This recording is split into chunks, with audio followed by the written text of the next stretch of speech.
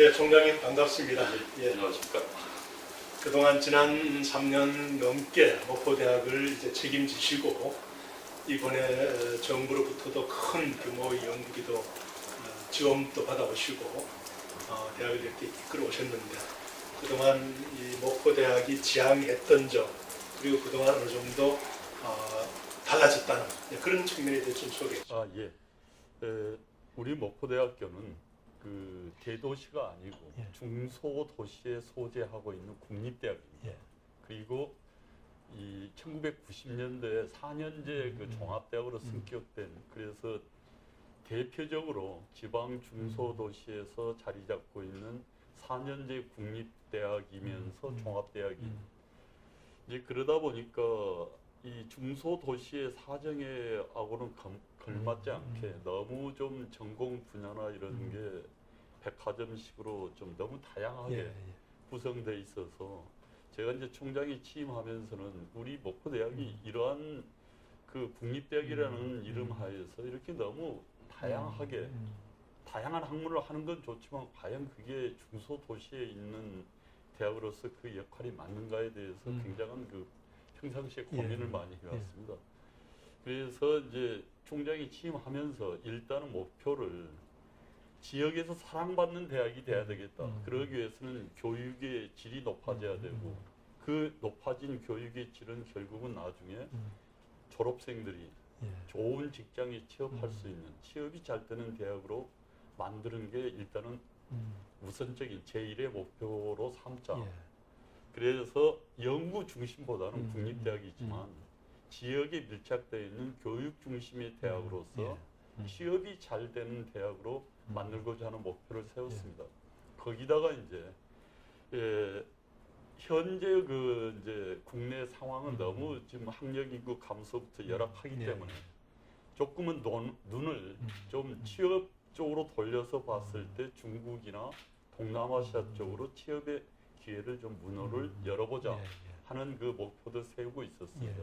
그래서 제가 취임하면서 내세운 슬로건이 지역과 더불어 세계로 미래로입니다.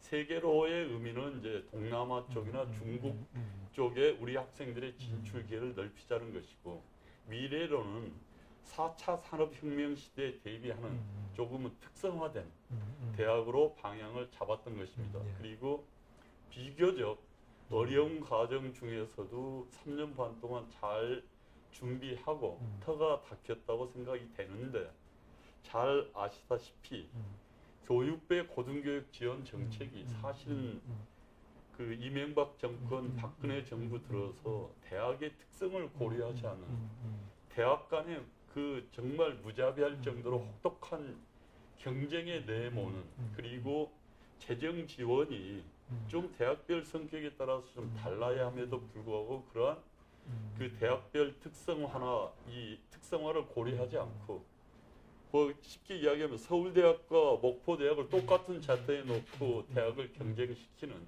그러한 좀 그 너무 좀 그 심한 잘못된 그런 평가, 그다음에 재정 지원 방식 때문에 지방의 중소도시에 위치한 작은 대학으로서는 굉장히 어려움이 많았습니다.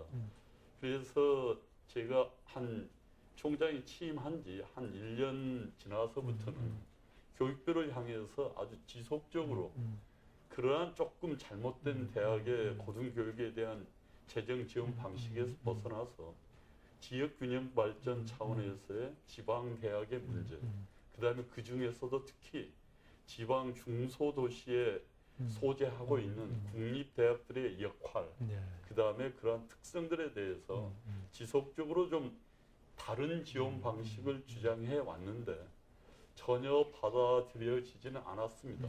그러다 보니까 아마 그 최순실 사태와 같은 그런 이제 국정농단의 사태가 벌어지고, 그리고 이제 새롭게 문재인 정부가 이제 출범하면서 균형 발전, 지역 균형 발전을 이제 대통령님께서 화두로 삼고 계시기 때문에 그런 지역 균형 발전 차원에서 지방의 국립대학, 그리고 특히 거점 큰 대학이 아닌 중소도시에 위치한 대학으로서의, 국립대학으로서의 역할은 어떤 것일까? 그거는 사실은 3년 반 동안 우리 목포대학이 준비를 해왔기 때문에 앞으로는 좀 교육배 그런 이제 대학에 대한 지원 방식이 조금만 바뀌면 정말로 제가 그 모토로 삼았던 지역에서 존경받고 사랑받고 그리고 지역과 함께 성장 발전하는 대학의 토대를 어느 정도는 만들었지 않나 그렇게 생각을 하고 있습니다. 원래 목포대학교가 목포사범으로 출발을 해가지고 쭉 발전해 오면서 특히 또 목포가 입지에 있는 여건 때문에 조선공학 쪽이라든지 이렇게 이제 시대별로 조금 특성화 방향이 그래서 저기에 왔거든요.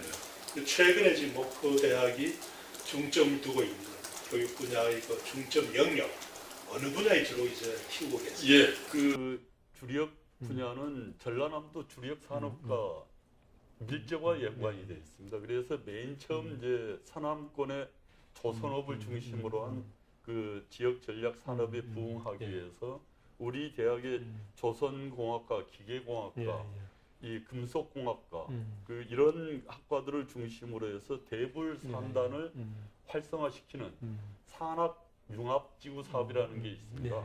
그게 이제 옛날 노후 산단을 고도화시키고 거기에 인력 양성과 R&D를 지원하는 산업부에서 역점적으로 추진하고 있는 사업인데요. 거기에 바로 대불 산단에 대불 산업 캠퍼스가 조성되었고 그리고 거기서 지금 산업부에서 가장 대표적으로 성공한 그 산업 캠퍼스로 인정을 받고 그리고 지금 조선업이 위기라고 하지만 제가 봤을 때 내년 4월 이후는 완전히 최저점에서 벗어나서 지금 잘 아시다시피 조선 수주에 이제 다시 일이 회복하고 굉장히 활발하게 진행되고 있기 때문에 그 부분은 지금 이제 완전히 자생력을 갖추어서 지역 업체들 대기업인 상호중공업, 현대상호중공업, 대한조선에서도 우리 대학의 역량을 인정받아서 산학협력이 가장 잘 되는 정말 이제 목포대학의 대표적인 산학협력 그 캠퍼스로서 기능을 하고 있고요. 두 번째로는 한전이 유치되고 한전에서 역점적으로 하는 에너지밸리가 있습니다. 에너지밸리에 이제 수도권 기업들과 세계적인 기업을 500개를 유치하는 사업인데 거기에 저희가 적극적으로 뛰어들어서 산업부를 설득해서 그걸 활성화시키려면 반드시 대학의 지원이 필요하다. 그래서 지방에 있는 작은 대학으로서는 두 번째 융합지구 사업을 에너지밸리에 유치를 했습니다. 그래서 그쪽은 주로 이제 전기, 제어거측, 전자, 정보통신, ICT 학과들이 그쪽에 직접 나가서 이제 인력 공급과 R&D 지원을 하게 되는 그 산학융합지구, 에너지밸리의 융합지구 사업을 전국에 있는 대학에서는 최초로 두 번째 산업부에서 그 사업을 유치해서 지금 이제 활발하게 준비를 하고 있고요. 그 다음에 이번에 이제 혁신 사업의 또 하나의 그 특성화 분야로 했던 게 공과대학 엔지니어링 분야는 어느 정도의 그런 그 산업 협력이 가능하고 특성화가 쉽게 될 수 있는데 인문 사회 예체능 분야는 굉장히 어렵거든요. 근데 이제 이번에 전라남도 그 총리님이 되신 이낙연 그 지사님 시절에 남도 문예 르네상스 사업이라는 남도의 문화 산업을 문화 자원을 산업화시키는 이 프로젝트를 그 역점적으로 추진해서 아 이거 정말 기회다. 그래서 목포대학도 거기에 걸맞는 좀 융합형 창의 인재 육성 그러니까 이제 문화를 중심으로 하되 거기에 ICT나 혹은 뭐 이 그 저 사회 경영 아니면 예체능과 결합을 시키든가 하는 그런 융합 전공의 새로운 분야를 또 3개 정도를 이 혁신 사업에 국립대학 혁신 사업의 차세대 분야로서 제안을 했고 그게 또 어떻게 채택이 돼서 문화산업 쪽에서 특히 우리 대학의 종합대학으로서 취업률이 굉장히 낮은 그 취업에 강하지 못했던 분야를 이번에 이제 좀 특성화시키는 같은 인문학 내에서도 보편적인 기초 학문이 아니고 지역에 연관된 특성화된 인문학, 지역과 연관된 특성화된 예술 분야, 뭐 이제 특성화된 체육 분야 이런 식의 이제 특성화를 지금 이제 시도하고 있습니다. 이제 그러한 노력을 기울임과 동시에 사실은 이제 그 노동부에서 그 일자리 창출을 위해서 그 대학에 지원하는 몇 가지의 그 프로그램들이 있는데요. 이 국립대학으로서는 그 노동부 사업에 반드시 뛰어들어야 되겠다. 그래서 노동부의 창조 일자리 센터 사업, 그 다음에 IPP 사업이라고 하는 장기 현장식 사업 등을 이제 국립대학으로서는 정말 그 이 힘들게 이 수주를 해가지고 학생들의 취업에는 정말로 많은 도움을 주고 있습니다. 아주 좋은 사업이에요. 그래서 지금 이제 올해 4년째 되는 부분에 있어서는 중소도시에 있고 전남의 서부권이 그렇게 산업화가 안 되어 있는 지역에 위치한 대학임에도 불구하고 국립대학으로서 종합대학인 작은 규모의 대학으로서는 취업률 60%가 정말로 마지노선이거든요. 근데 아마 이제 4년째 되는 올해 취업률 60%를 돌파하지 않을까. 그리고 그 취업률이라고 하는 거는 실질 취업률입니다. 학생들이 만족해서 그 유지되는 그 그냥 명목상의 취업이 아니고 정말 학생들이 원해서 이 지역의 일꾼으로서 이제 역할을 하는 그 취업률이 60%가 돌파될 것 같습니다. 이제 확실하다고 보고를 받고 있는데 바로 그런 부분들이 제가 4년 동안 노력해 왔고 그리고 아까 이제 이 대표님께서 질문했던 이 목포대학이 강점으로 내세울 수 있는 분야가 어디냐? 저는 이제 자신 있게 바로 이제 지금까지 소개했던 그런 분야들을 중심으로 해서 어느 정도 특성화가 이루어졌고 종합대학으로서 조금 더 특성화가 발전되면 정말 지역에서 이제 굳거나 그리고 이 지역의 인재들이 구태여 서울로 가지 않더라도 지역 대학에서 성장 발전해서 다시 지역에 안착되는 그래서 그런 이제 선순환 구조가 아마 빠른 시일 내에 이제 안착되리라고 희망을 갖고 있습니다. 총장님이 이제 생각하시는 대로 목포대학이 지역 밀착형 교육 중심의 취업 중심의 대학으로 상당히 지금 뿌리를 내리고 계시고 또 특성화 세 가지 영역 그것이 또 시대의 변화와 또 정부의 시책하고도 상당히 지금 맞아가는 것 같다고요. 특히 이제 국립대학으로서 어려운 게 교육부 내에 노동부나 산자부나 미래부나 이들과의 어떤 협력 관계를 유지하는 게 참 어려운데 아마 거기에는 총장님의 개인적인 공학적인 배경, 공과대학 학장을 역임하고 또 그런 4차 산업 관련 분야를 오랫동안 익숙하게 해온 이런 점들이 이제 상당히 도움이 됐을 텐데 그런 중앙부처의 어떤 그 연결점 내지 그들과의 어떤 그 협력을 하는데 상당히 도움이 됐던 점과 또 애로사항 두 가지를 한번 설명해 주시죠. 그 말씀하셨듯이 제가 이제 공과대학 교수 출신이고 공대 학장을 했고 그리고 그 전에는 목포대학의 초대 산학협력 단장을 했었습니다. 그러다 보니까 이제 산업계와 대학의 그 밀접성 이걸 중요함은 오래전부터 이제 깨달아 왔었고요. 그래서 거기에 대한 준비를 일단은 지방 정부를 그 이제 지방자치단체 저는 자치단체라보다는 이제 문재인 정부에서 이야기하듯이 지방 정부로서의 역할 그리고 특히 그 전남의 서부권 같이 산업화가 안 되어 있는 지역은 대학이 역할이 굉장히 중요합니다. 그리고 지역 발전을 지방 정부와 협력해서 대학이 적극적으로 참여해서 끌고 나가야 되거든요. 새로운 산업을 제안하고 알려주고 그게 이제 대표적으로 성공했던 게 조선 산업 분야인데요. 이제 그런 역할이 필요로 하기 때문에 그러려면 교육부에서 지원되는 그러한 그 사업들은 학생들의 직접 교육이나 이런 데는 좀 도움이 되지만 산업화하는 데는 별로 도움이 되지 않습니다, 사실은. 그래서 산자부의 어떤 사업들, 그 다음에 노동부의 그런 취업 관계되는 사업들을 굉장히 많이 이제 가져다가 예. 하고 있는데 어려운 점은 항상 교육부가 뒷북을 쳐요. 예, 예. 그래가지고 저희같이 작은 대학에서는 이미 노동부 사업이나 산자부 사업의 중요 핵심 분야 들어가 있는데 중복성 시비 때문에 교육부의 그 사업을 하려면 굉장히 들어가기 어려운. 예, 예. 그래서 제가 대놓고 이야기했어요. 그리고 노동부 장기 현장실 사업을 노동부 사업을 하니까 교육부에서 제동을 걸어요. 예, 예. 태클을 겁니다. 부채 이기기 예, 때문에. 음.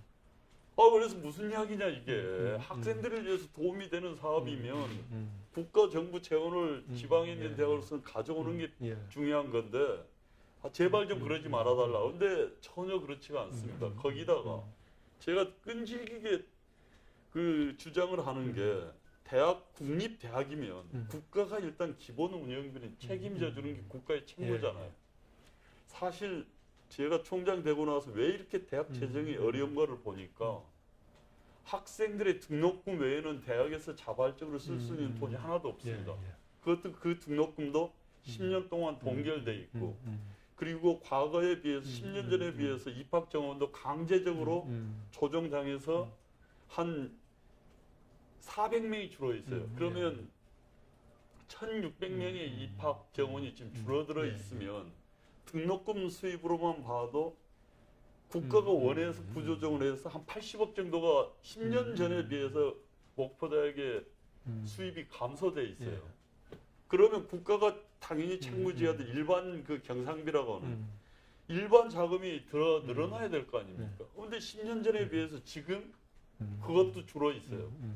그러니 국립대학 입장에서는 그리고 그 재원이 어디로 가 있냐면 국가장학금 큰 뭉텅이가 국가장학으로 빠져나가 있고 그 다음에 재정지원사업 경쟁시키는 그 경쟁시키는 그거는 국립대학에 기본적으로 지원되는 운영경비마저 떼어다가 그쪽에 넣어놓고 국립대학 보고 경쟁해서 재정에 도움을 받아라.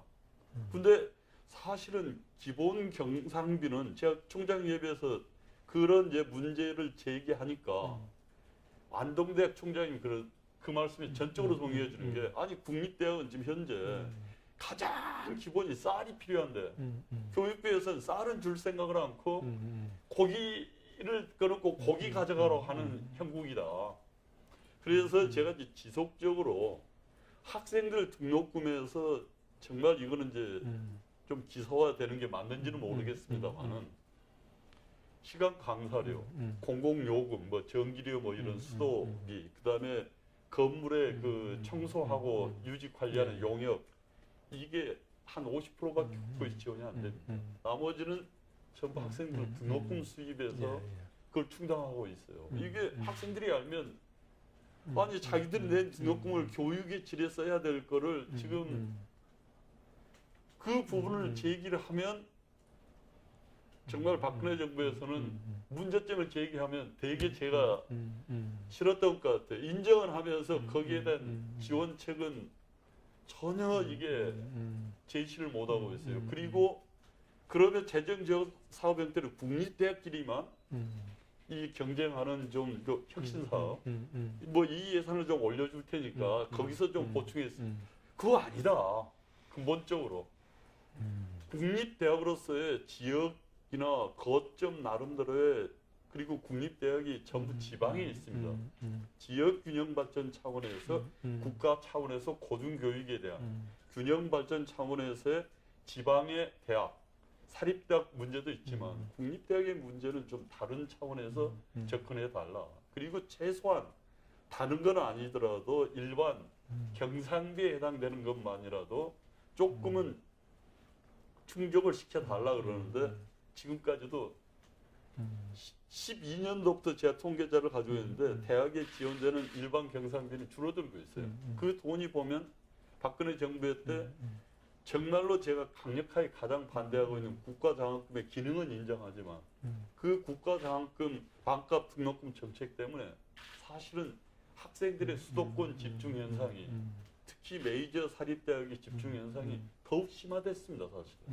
그 지방은 이제 자원이 다 고갈해가고, 그리고 국가장학금에 의해서 소득분위별로 못 사는 애들도 이제 등록금 반값에서 지원받을 수 있고 하니까 수도권 사립대학으로 더더구나 서울 집중 현상을 탈피하기 힘든.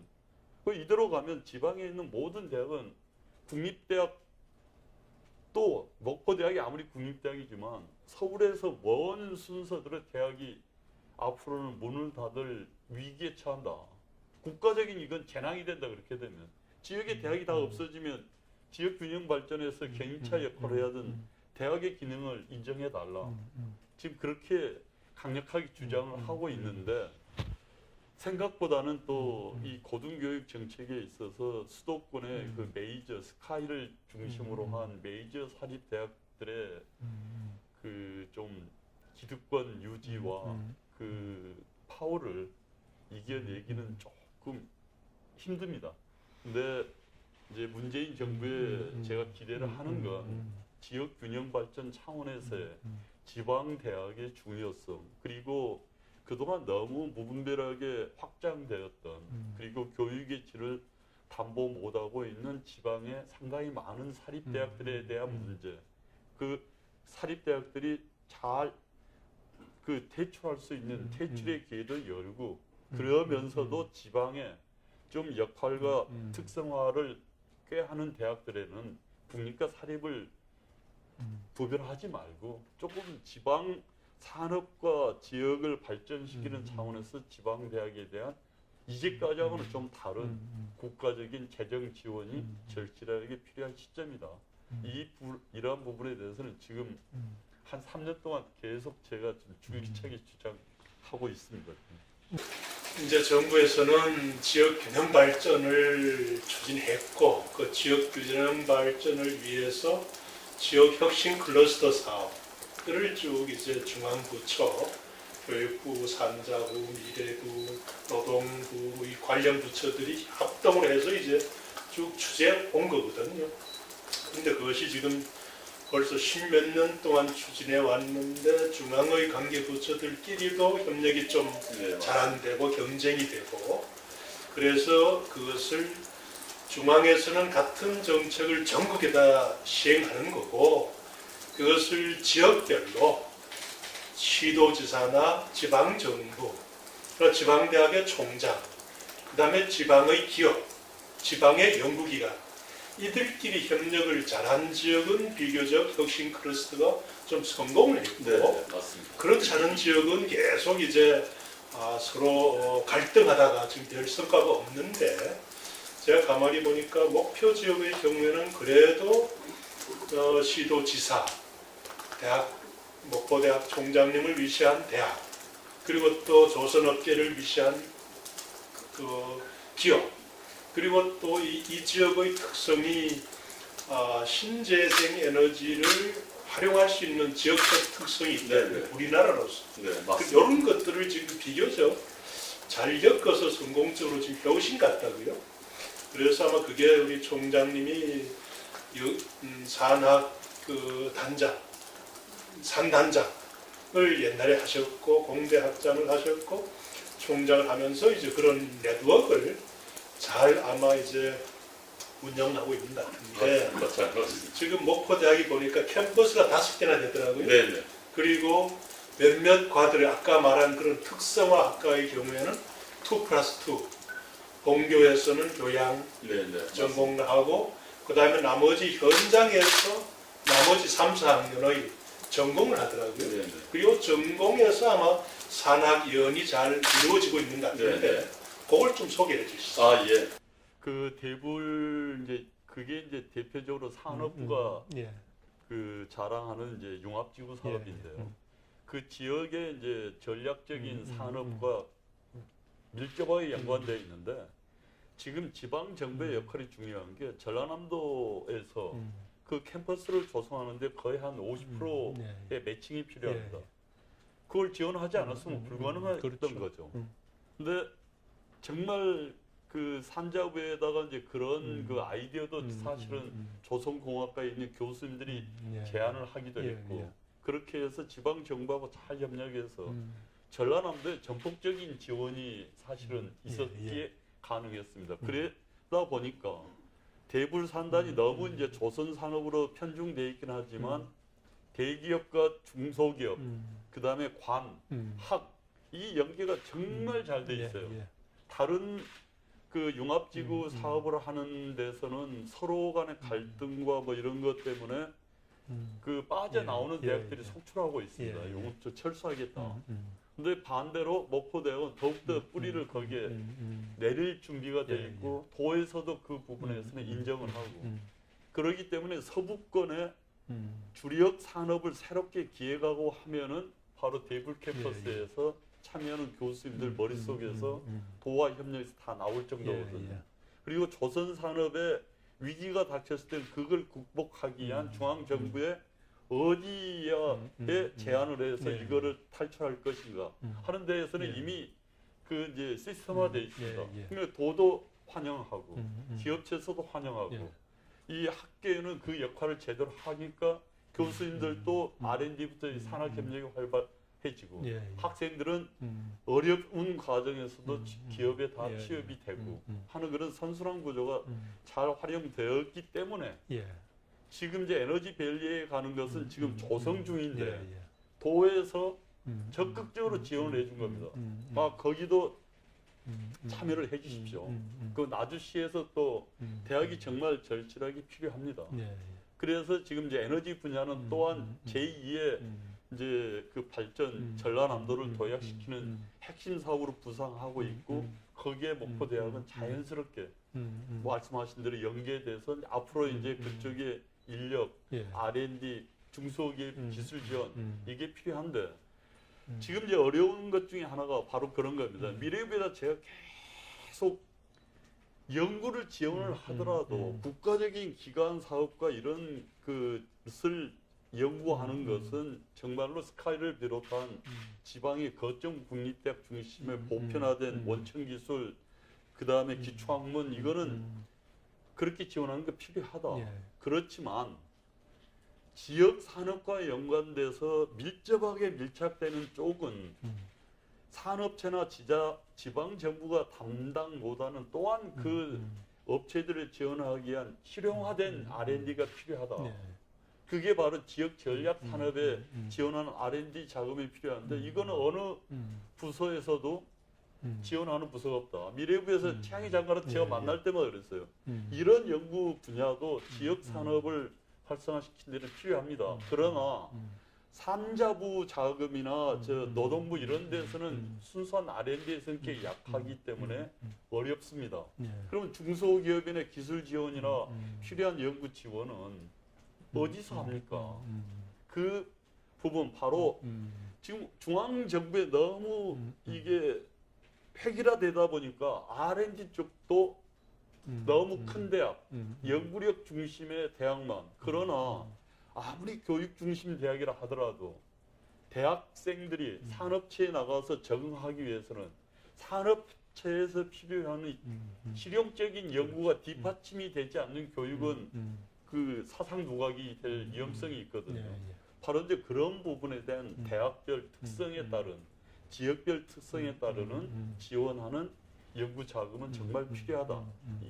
제가 봤을 땐 문재인 정부에서 정말 R&D 분야에서 새롭게 룸을 만들어서 원하는 분야는 바로 그런 분야입니다. 그리고 그런 쪽에서는 이 목포대학이 그 역할을 충실하게 할 수 있다. 그 목포대학에다가 그냥 기초학문, 원천기술 그런 큰 대학이 사는 연구력을 갖추라고 요구하는 것은 무리다. 우리는 그건 다 포기할 테니까 바로 산업에서 필요한 그런 실용적인 연구를 할 수 있도록 지원을 해달라. 너무 좀 꿈일까요? 근데 좀 필요하다고 생각됩니다. 지금 상당히 제가 과학기술정책연구원장을 했었는데 그때 했던 게 바로 이제 지역 균형 발전을 위해서 지역 혁신 클러스터를 하고 지역별로 특성화를 그때 배정을 했었거든요. 네네. 그래서 비교적 이제 목포 지역 이쪽 단지 쪽에서는 비교적 이제 협력이 잘 돼가 성공적으로 지금 되고 있지만 또 다른 지역은 또 그렇지 않거든요. 그러다 보니까 지금 서로 자기 지역의 특성에 맞는 특성화를 해야 되는데 자기 지역의 특성과 무관하게 다들 ICT 한다니까 다 그리 가버리고 예. 바이오 한다니까 다 바이오 가버리고 또 신재생 한다니까 다 신재생 가버리고 이런 지역 특성을 무시한 지역은 다 실패했어요. 그러나 이제 이 호남 지역의 경우에는 비교적 지방정부와 산하견택이 지금 잘 되고 있는 그런 상황 같거든요. 그래서 지금 아마 문재인 정부에서도 이제 국가교육위원회나 예. 그 다음에는 이 국가과학기술위원회 이런 쪽에서 해야 되는 게 바로 어느 지역에 뭐를 해라, 어느 지역에 뭐가 더 좋다 하는 이런 조정을 하는 게 그 기구들이거든요. 네. 그러나 국가교육위원회에서도 바로 종래의 교육 전문가만이 아니라 산학연 이런 쪽의 사람들이 골고루 들어와가지고 네, 맞습니다. 그거를 배정을 해주는 게 바로 이제 중앙교육위원회의 역할일 거고 대학교육위원회에서도 아마 그런 역할을 충실히 하느냐 못하느냐에 따라서 아마 승패가 달려 있을 텐데 아마 이런 관점에서 문재인 정부가 지금 국공립대학의 네트워크를 네. 하겠다라고 하고 있거든요. 근데 아직 거기에 알맹이는 채워져 있지 않는 것 같아요. 맞습니다. 그 알맹이를 어떻게 지어주면 좋을지 한번 총장님이 그동안 이쪽에 많은 경험을 하셨으니까 말씀해 주시죠. 바로 이제 그 대표님께서 말씀하셨듯이 지역의 특성 그리고 대학의 특성 역할을 세심하게 좀 배려할 필요가 있습니다.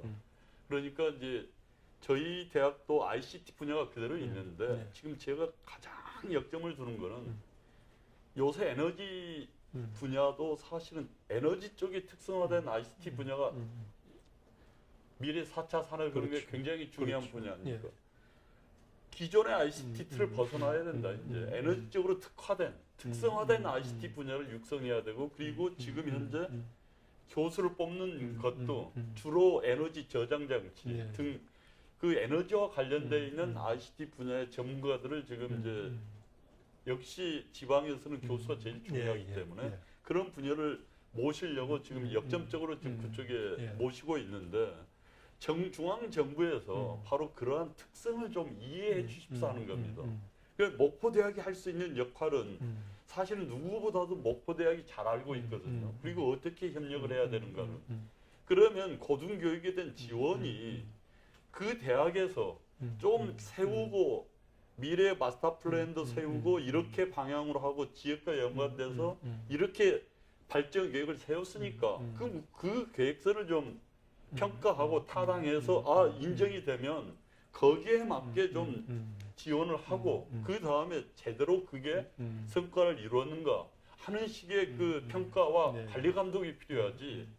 지금같이 모든 그런 그 지역의 사정이나 이거는 무시하고 완전히 무시는 아니지만 그 중앙 정부에서 교육부 완전히 일관된 잣대에 의해서 여기를 따라와라. 이거는 좀 아닌 것 같아요. 지역 균형 발전 차원에서도 바로 거기에 중심에 사실은 대학이 있어야 됩니다. 선진국도 지방을 발전시킨 혁신화시키고 발전시킨 대표적인 대학들이 있지 않습니까? 바로 그러한 역할을 지방에 있는 대학 그 중에서도 사실은 국립대학이 그 역할을 할 수밖에 없는 구조입니다. 그거를 좀 정말 제발 문재인 정부에서는 잘 배려를 해서 지방을 육성 발전 그러니까 자꾸 억압하고 이게 감독을 하되 철저한 특성과 자율성을 부과한 내에서 정말로 그게 잘 집행이 됐는가 그리고 계획을 냈는데 정말 엉터리로 했으면 그건 철저하게 평가해서 지원 끊고 그 정리를 해야 되겠죠. 근데 대학이 이제 그런 시대는 지났기 때문에 좀 대학의 자율성 그런 점에서는 총장의 선출 문제도 어떤 방식으로 하든 그거는 교육부가 관여할 일이 아니죠 사실은. 바로 그 다 일맥상통하는 것 같아요. 그런 중앙 정부로서 고등교육을 위한 수도권의 문제, 지방의 문제를 분리하고 지방에서의 이 대학의 역할과 그 지역 균형 발전 차원에서의 지방 고등교육의 육성을 어떻게 가야 되는가에 대한 큰 틀은 중앙 정부에서 세우고 거기에 부합되는 밑에 이제 하부 계획들은 실행 계획이나 이 발전 계획은 대학에 좀 맡겨서 지원하고 그리고 시간을 두고 제대로 됐는가를 평가하는 그런 좀 선순환 구조로 좀 재정 지원 방식도 바뀌어야지 지금 같이 대형 대학 중심에 유리하게 그리고 조금은 평가도 그동안은 공정하지는 않았지 않습니까? 사실 사립대학 중심으로 너무 지원되는 이런 부분들 그런 조금은 이제 교육부도 좀 반성해야 되지 않을까 하는 생각을 하고 이제 있습니다. 그동안은 어떤 면에서 이제 반값 등록금이라든지 이런 재정을 개별 대학에 주는 거를 정부에서 반값 등록금해서 나온 재원 한 7조 5천억을 가지고 한 7, 80개 대학들이 서로 경쟁을 해서 따라가도록 이래 만들어 버렸다고요. 그러다 보니까 원래 교육 정책의 방향은 대학들이 특성화를 하고 각자의 어떤 그 협력을 통해서 공존 발전해야 되는데 그 7조 5천을 서로 따가려고 그때마다 이벤트를 열다 보니까 모든 대학들이 그냥 하나로 닮아진 거예요. 줄은 여러 개 세웠는데 이 줄에 섰던 사람은 이 줄에 가서 경쟁을 못하게 해야 되는데 모든 대학이 이 줄에 우르르 가서 경쟁하고 또 이 줄에 우르르 가서 경쟁하고 이 줄에 우르르 경쟁하다 보니까 다 특성이 다 마모되어 버리는 이제 이런 상황이 되었지 않느냐. 그래서 일단은 이제 대학끼리도 앞으로 정부가 원래 대교육 평가도 했었는데 20몇 년 전에 대교육이 처음 평가할 때는 1단계에서는 기본 교수, 2단계에는 특성화, 줄을 여러 개. 지금 줄을 여러 개 세웠는데 모든 사람이 모든 줄에 다 가르도록 했으니까 이제는 줄을 여러 개 세웠으면 한 줄에서만 평가받게 하는 그런 어떤 다양성을 확보하는 방안이 나와야 되겠다는 말을 하고 있거든요. 여기에 대해서 어떻게 정말 필요로 하고요. 예. 그 다음에 조금은 이제 중앙 정부도 대학의 그 고등교육의 현실을 좀 직시할 필요가 있습니다.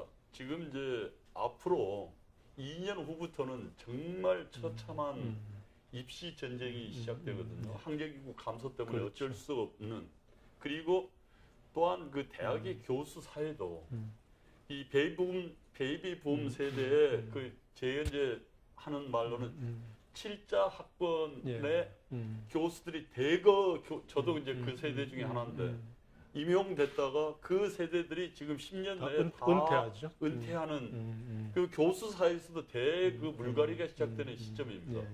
저는 이제 한국의 고등교육이 구조적인 혁신을 할 수 있는 절호의 기회라고 생각을 하고 있어요. 학력 인구 감소하죠. 대학 교수들 대략 한 50% 이상이 빠져나가죠. 그러면 그 차제 중앙정부에서는 한국의 고등교육이 변화되고 혁신할 수 있는 준비를 해야 됩니다. 그러기 위해서는 지금같이 너무 수도권으로 집중되어 있는 이 그 현상을 좀 보고 지방의 이 그 대학들은 사실은 사립대학 총장님들이 들으면 펄쩍 뛰시겠지만 지방의 고등교육은 그나마 대학으로서의 교육의 질을 담보하고 있는 대학은 국립대학밖에 없습니다. 나머지 사립대학들은 교육부의 잘못된 재정 지원을 받기 위해서 아까 대표님께서 말씀하신 대로 변신의 귀재들이에요.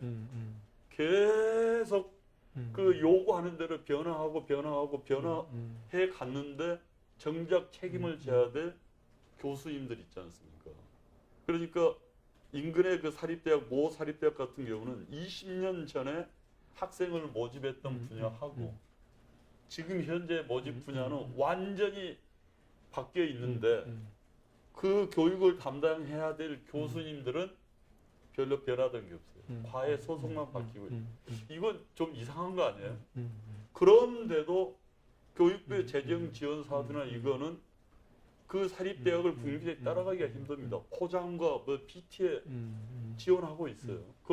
저는 좀 정말 평가가 잘못되어 있다고 하는 게 지방의 교육의 현실은 그동안 1995년대 YS 정부 때 대학 준칙주의에서 대학 설립을 풀어주면서 지방에 한 100개 정도의 대학들이 세워지고 그 책임은 어느 누구도 지지 않고 지금 이제 학력인구 감소에 의해서 그 100개의 대학이 다시 문을 닫아야 될 위기에 몰려 있지 않습니까? 바로 이 현상을 어떻게 준비할 것인가? 뭐 문 닫을 대학들은 사실은 닫아야 됩니다. 그리고 고등교육의 대학의 교육의 질을 높여야죠. 그 교육을 지방에서는 담당할 수 있는 대학은 사실은 국립대학들이 그나마 국가적인 지원이 있었기 때문에 잘 해왔다라는 겁니다. 그런데 국립대학도 제가 총장이 돼서 보니까 과거와 같은 과거의 학문적인 범죄에 안주돼가 백화점식의 종합대학으로는 도저히 목포대학은 생존할 수 없다. 특성화돼서 변화하자 하는 게 제가 이제 4년 동안 그 주장했던 거고, 시대 변화에 따라서 특성화에 실패한 결과가 지방이 함께 동반. 그렇지만 전 이 지방에 그때 서광이 비쳤던 게 정말로 참여정부 시절입니다. 그때 수도권을 강제로 규제하고 지방 지역 균형 발전 차원에서 처음으로 지방에 있는 대학에 지역 전략 산업과 연계된 누리 사업을 시행했던 그때가 제가 바로 이제 산단장 하던 시절인데 그때가 지방 대학의 이제 르네상스였습니다. 정말로 이제 산업화에 필요함을 눈뜨고 뭘 했던 시기였거든요. 바로 그런 노력이 중앙정부에서 좀 필요하다거든요. 지역과 연관된 좀 지역을 발전시키는 그런 특성화 쪽에 지원이 최초로 했던 정부가 참여정부, 그리고 나서 다시 정권 바뀐 MB정부, 이 박근혜 정부에서 완전히 그건 철저하게 무시되고 수도권까지 함께 포함시켜서 대학 간의 무한 자유 경쟁을 시켰던 게 MB정부와 박근혜 정부. 그럼 지방대학이 수도권의 메이저 사립대학으로 경쟁해서 이길 수 있습니까? 그나마 경쟁을 갖춘 대학은 전남대학 정도밖에 없어요. 그러니까 모든 대학의 재원이 전대에 집중되고 R&D 쪽은 BK부터 시작해서 목포대학은 참여하기도 힘든 사업이에요. 그렇게 되고 그 다음에 여타의 재정 지원 사업은 대학 간 무한 경쟁을 시키니까 이제 사립대학들이 길이 뚫릴 수밖에 없는 거죠. 로비에 능하고 PT에 강하고 변신에 강하고 국립대학은 변신할 수가 없지 않습니까? 워낙 공무원의 그 변신에 가장 느린 집단이 지방 목포대학 같은 국립대학이에요. 그러다 보니까 지금 이제 최악의 상황에 내몰려 있었던 건데 그나마 목포대학이 활로를 뚫을 수 있었던 것은 여타사업 교육부가 아닌 산자부, 노동부, 미래부 이런 쪽에서의 지역 전략 산업에 대한 중요성 이런 게 있어서 그쪽 사업에 열심히 이제 참여를 해서 그렇기 때문에 너무 힘들었기 때문에 아마 이제 스스로 이 지역의 대학이 싱크탱크 역할을 하자. 그래서 도청이 옮겨온 게 목포대학은 제2의 어떻게 보면 황금기입니다. 그렇죠. 도에 가서 저희가 적극적으로 지적인 봉사를 한 거죠. 기획안도 만들어주고 서비스하고 그쪽에서 아이디어가 안 나오면 스스로 이 교수들이 와서 만들어주고. 그래서 요새는 이 인근의 시군, 목포뿐만이 아니고 뭐 무안, 신안, 최근에는 신안군의 이 앞으로의 종합발전계획, 그 목포대학에서 거의 서비스로 만들어주고 거기에 신안군의 중추, 그게 이제 섬을 중심으로 한 관광, 무슨 해양산업 이런 쪽은 목포대학이 거기에 대한 책임을 지겠다. 인력 공급과 이런 그 구조로 지금 만들어가고 있는 겁니다. 그게 바로 제가 봤을 때는 지역이 위치한 대학의 그 미래고 그래야만이 지역에서 대학이 존경받고 사랑받는 대학이 된다고 믿고 있는 거죠. 그러한 노력에 조금만 좀 중앙정부가 조금 배려를 해서 그래서 저는 지금 목포대학도 앞으로 10년 내에 절호의 정말 국립대학의 그 좀 철밥통 같은 그런 틀을 깰 수 있는 절호의 기회다. 학생들로부터 일단 인정받는 분야, 그 다음에 그 분야로 그리고 지역 전략 산업과 특성화된 분야로 앞으로 빠져나가는 교수님들을 전공은 불문하고 그런 쪽에 새로운 교수를 충원하고 특성화에 준비를 하면 살아남고 성공할 것이다. 그리고 앞으로 혹독한 구조 조정기를 거치고 나면 그때는 정말로 대학이 이제 지역에 우뚝 서게 될 거니까 이제 정말 제대로 할 수 있는 시대가 도래할 것이다. 그때까지는 좀 우리가 고통을 감내하고 노력을 합시다. 그렇게 지금 계속 캠페인을 하고 있습니다. 이제 공립대학하고 사립대학 문제는 상당히 미묘한 미묘한 문제이긴 한데 총장님도 사립대학에 10년 계시고 지금 이제 이 국립대학에 한 7, 8년 계셨고 저도 국립대학에 10년 있다가 사립대학에 한 20년 있다가 그 다음에 이제 서울대학교 국립대학에 기성에 이사도 한번 4년간 해봤어요. 보면은 사립대학과 국립대학 간에 사립대학은 생존 자체에 대한 어떤 절박감, 위기감이 상당히 높아요. 그리고 구성원끼리 어떤 그 혁신에 대한 노력이 상당히 많아요. 반면에 국립대학의 이제 구성원들은 뭔가 변화에 둔감하고 어떤 그 안주하는 이런 성향이 상당히 많고 소위 가성비, 투자에 대한 그 성능의 효과 보면은 사립대학이 국립대학보다 훨씬 높다고요. 그런데 지금 우리나라가 저출산 고령화 사회가 되면서 물론 95년도에 준축주의에 의해 사립대학이 많이 일어났지만 그때 다 그래도 사제를 털어서 만든 게 사립대학들이거든요. 그래서 이렇게 이제 하다가 그분들의 기책 사유가 아닌 이유 때문에 지금 생존에 막바지에 지금 막 몰려 있다고요. 그래서 지금 사립대학들은 특히 지방 사립대학들은 생존하기 위해서 뭐 별의별 그 변신의 노력들을 다 하고 있다고요. 예를 들면은 어떤 사립대학 같은 경우에는 교수들을 요즘 융복합 시대에 맞게 2개 전공을 가르칠 수 있는 그런 교수를 새로 뽑는다든지 아니면 기존 교수가 새로운 시대에 맞춰서 다시 전공을 다시 변신하는 이런 노력들을 상당히 하고 있는데 이 목포대학에서는 혹시 그런 노력들은 어떻게 하고 있습니까? 바로 이제 잘 그 지적을 하셨는데 정말 힘들죠. 예. 근데 이제 저는 그 대학들이 구조교육의 절호라고 하는 게 위기 때 지금 학력 인구 감소로 해서 지금 이제 한 15만 명 이상이 지금 예. 줄어들고 또 대학 진학률이 그렇죠. 낮아지고 하게 되면 지금 현재보다 한 반 이상 그렇죠. 반밖에 지금 그렇죠. 학생이 없지 않습니까? 음. 그럼 결국은 이제는 입시의 개념이 지방 대학에 있어서는 대학이 선발하는 게 아니라 예. 학생들에 의해 선택받아야 되는 시대가 됐어요. 2년 후부터 그렇게 될 겁니다. 예. 바로 이제 그때를 특성화에 저는 이제 절호의 기회로 보고 있는 겁니다. 그리고 특히 고전적인 그 어떤 교수님들이 한 50%가 정년에서 나갑니다. 예. 그리고 학생들한테 지금 인정받지 못할 분야들은 애들이 안 오게 되거든요. 그러니까 지금 수도권 사립대학들은 그 네임밸류가 있는 사립대학들은 지금 학과 간의 장벽을 없애버린 그렇죠. 지가 꽤 되지 않습니까? 그렇죠. 18년 일시부터는 이대 중앙대 이런 데는 아예 이대라는 타이틀로 학과의 구분으로 전체 총경원을 뽑아버리지 그렇죠. 않습니까? 예. 그런 노력이 지방에도 필요하다고 저는 보고 음, 있습니다. 학생의 선택을 받기 위한. 그렇죠. 그래서 분야별로 이제 저는 이제 묶어놨어요. 목포대학 네, 같은 네. 경우에는 저희 사회과학대학에서는 지적학과가 제일 인기가 전국에서 1등하는 과거든요. 예.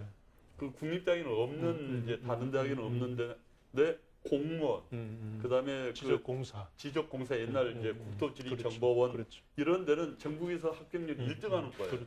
그 학과를 중심으로 해서 나머지 학과를 학부 형태로 묶자. 엄청난 반발이 있었습니다. 나머지. 그래도 위기가 오면 지적학과 쪽은 전국에서 학생들이 몰려와요. 뭐 함께 통으로 일단 뽑고 거기서 좀 버텨보자. 그래서 제가 처음으로 80% 20% 수시 봉시할 때 80%는 그러면 예. 학과별로 뽑자. 그것까지는 인정하겠다.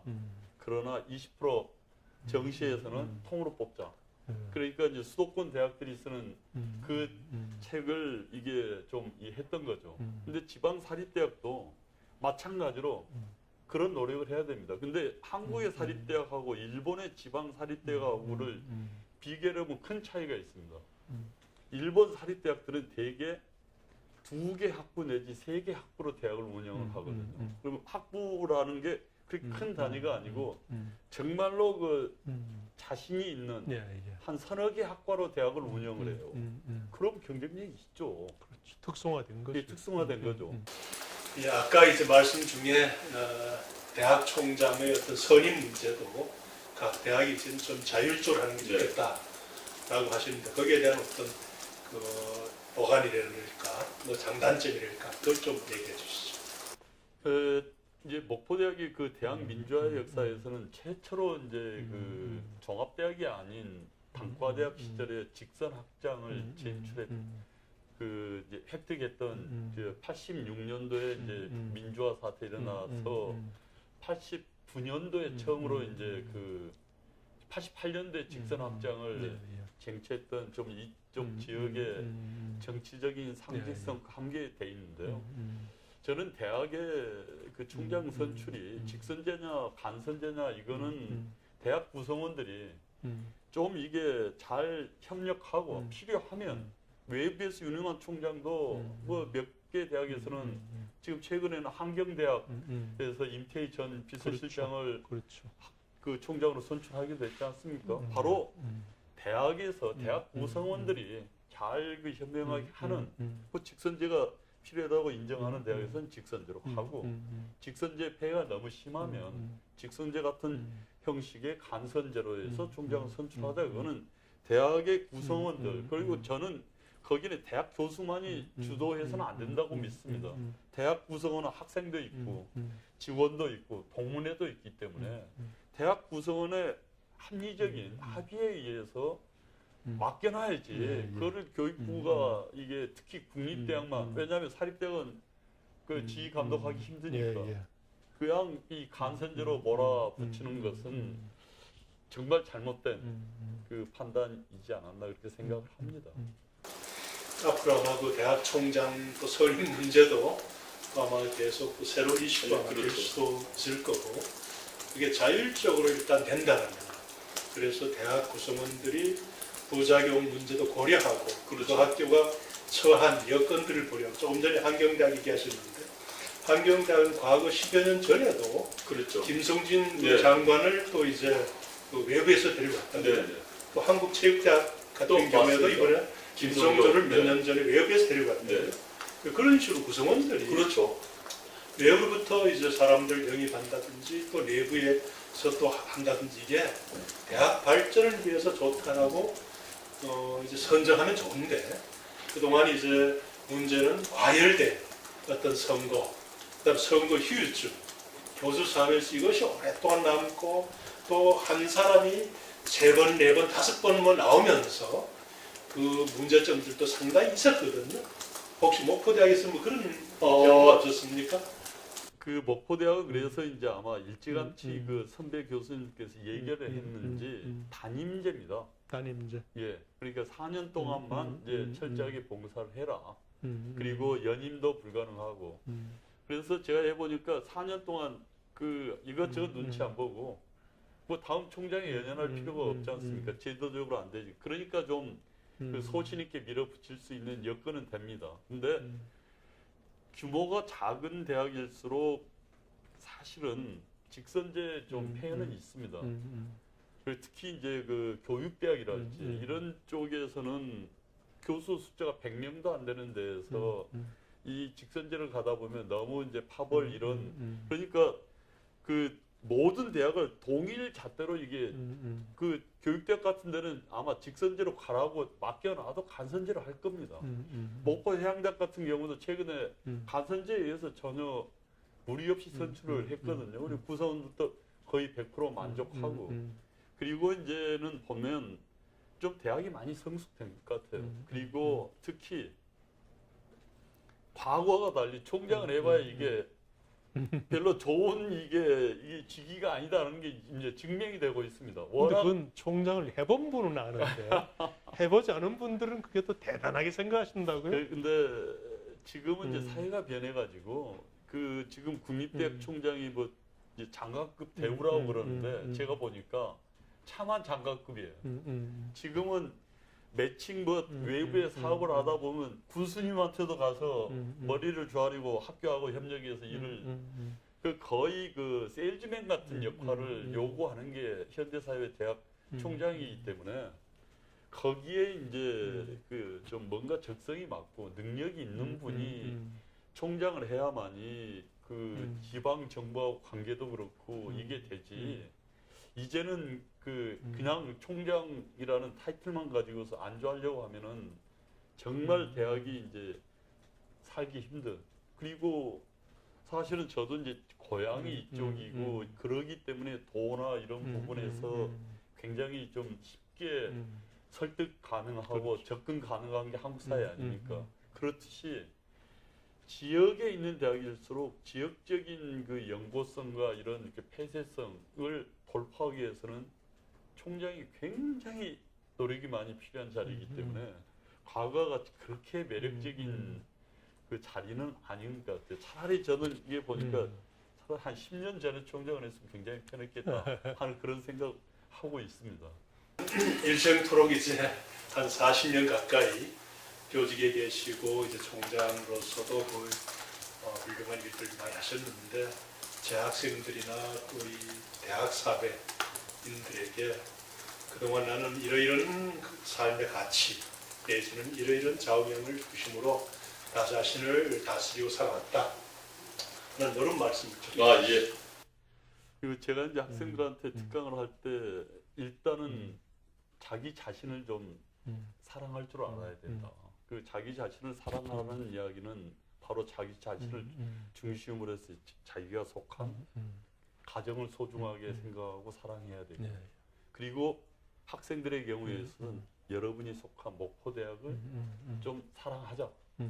그리고 그거를 기반으로 해서 우리가 태어난 이 지역을 정말 사랑하자. 그렇게 사랑하다 보면 분명히 내가 이 지역에 기여할 수 있는 역할과 뭐가 보인다. 목포대학은 바로 여러분에게 꿈과 희망을 줄 것이다. 믿어라. 그러니 대학을 믿고 같이 노력하고 이 지역에 필요한 인재가 되자고 같이 노력을 하자. 그리고 지역에 나가면 목포대학을 이제는 좀 믿어주십시오. 그리고 여러분의 자녀를 스카이에 진학할 정도가 되면 보내십시오. 그러나 그냥 서울에 있는 대학이라고 명목적으로 애들을 서울에 유학 보내는 순간 가정이 불행해집니다. 목포대학에 보내셔서 여러분의 자녀의 미래를 목포대학이 책임지겠습니다. 그러면서 그 대학 학비 조달하고 보내느라고 가정을 너무 더 고통스럽게 하지 마십시오. 목포대학을 믿어주십시오. 제가 항상 하는 게 그겁니다.